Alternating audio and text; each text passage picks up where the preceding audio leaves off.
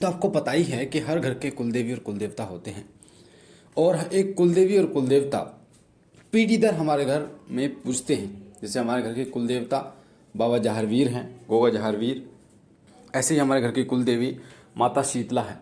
तो आपके भी घर के कुलदेवी और कुलदेवता कोई ना कोई होंगे।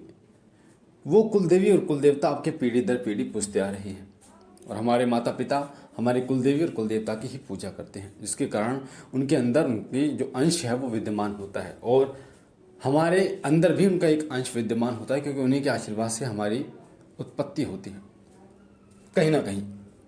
तो कैसे हमारे पितृ जो हैं वो हमें सिद्धि दिलाते हैं, ये वीडियो बहुत ही महत्वपूर्ण होने वाली है और बहुत बारीकी से सारी चीज़ें बता रहा हूँ कि पितृ हमें कैसे सिद्धि दिलाते हैं।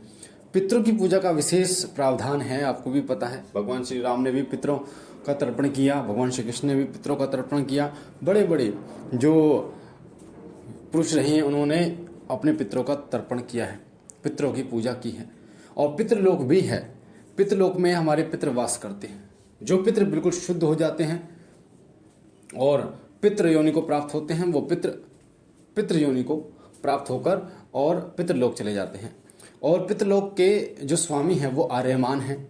जो पितरों के जिस तरीके से स्वर्ग के स्वामी इंद्र हैं, स्वर्ग के स्वामी इंद्र हैं, उसी तरीके से पितृ जो लोक है उसके स्वामी आर्यमान हैं।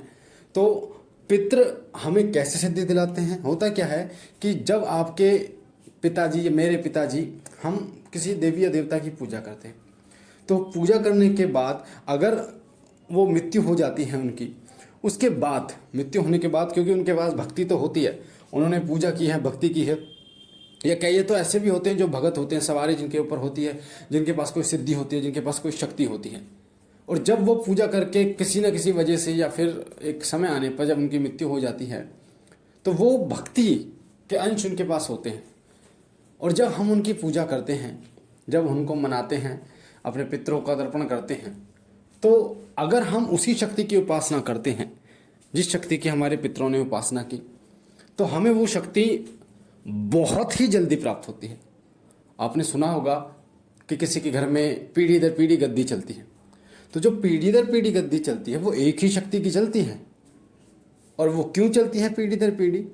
क्योंकि आपके दादा के ऊपर उस शक्ति का आशीर्वाद था, उसके बाद आपके दादा को माना आपके पिताजी ने, आपके पिताजी पर उस शक्ति का आशीर्वाद बना। और जब तक आप अपने पितृ को नहीं पूजेंगे, पितृ मतलब जो आपके मेरे पापा दादा हैं जो इस दुनिया में नहीं हैं, अगर हम उनको नहीं मानेंगे तो फिर वो गद्दी हमें नहीं मिलेगी, ना ही वो शक्ति हमें मिलेगी। तो ये जब पितरों की सेवा की जाती है, इससे आपको सिद्धि इस प्रकार मिलती है, पर उन्हीं देवता की सेवा आपको करनी पड़ेगी। उदाहरण के लिए, जैसे आपके पापा या आपके दादा जो भी हैं, उन्होंने माँ काली की साधना की, माँ काली की सिद्धि की, माँ काली की सेवा की, तो अब आप भी माँ काली की सेवा करते हैं और आपको कृपा नहीं मिल रही है, किसी भी तरीके से माँ काली की सवारी नहीं मिल रही, तो आप क्या करेंगे? आपके जो दादा माँ काली के सेवक थे, आप उनको मानना शुरू कीजिए, आप उनकी सेवा शुरू कीजिए। हमारे यहाँ पे तो थान होते हैं अपने पितरों के, 2 ईंटों के 5 ईंटों के थान बने होते हैं और हम अपने पितरों की पूजा दीपक अमावस्या का या फिर रोजाना भी सेवा करते हैं।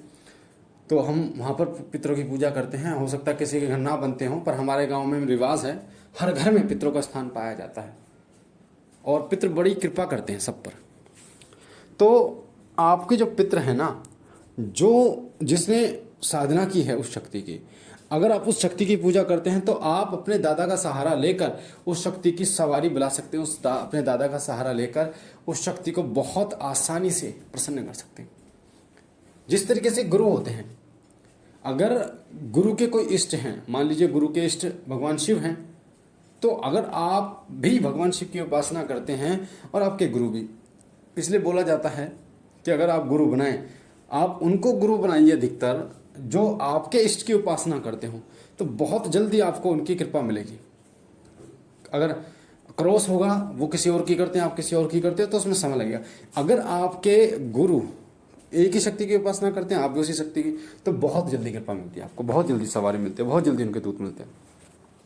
इसलिए इस वीडियो के माध्यम से बहुत सारी चीज़ें आपने सीखी कि गुरु जो बनाए वो कोशिश करें एक जिसकी आप पूजा करते हैं उन्हीं से जुड़ा कोई गुरु हो। और दूसरी बात, पितरों को पूजना बहुत महत्वपूर्ण है, बहुत ज़रूरी है। अगर आपको किसी साधना चाहिए, इसलिए तो कुल देवता की जो कृपा है वो पीढ़ी दर लोगों को मिलती है। क्यों मिलती है पीढ़ी दर पीढ़ी? क्योंकि हमारे पूर्वजों ने कुलदेवी कुल देवता को पूजा, तो हम भी अगर उन्हीं को पूजेंगे तो उनकी कृपा, हमारे पितरों की वजह से हमें कृपा उनकी बहुत जल्दी मिलेगी। और जो व्यक्ति अपने पितरों की पूजा नहीं करता उसे कभी किसी इष्ट देव की कृपा प्राप्त नहीं हो सकती। इस चीज़ का विशेष रूप से ध्यान रखिए, कभी नहीं हो सकती।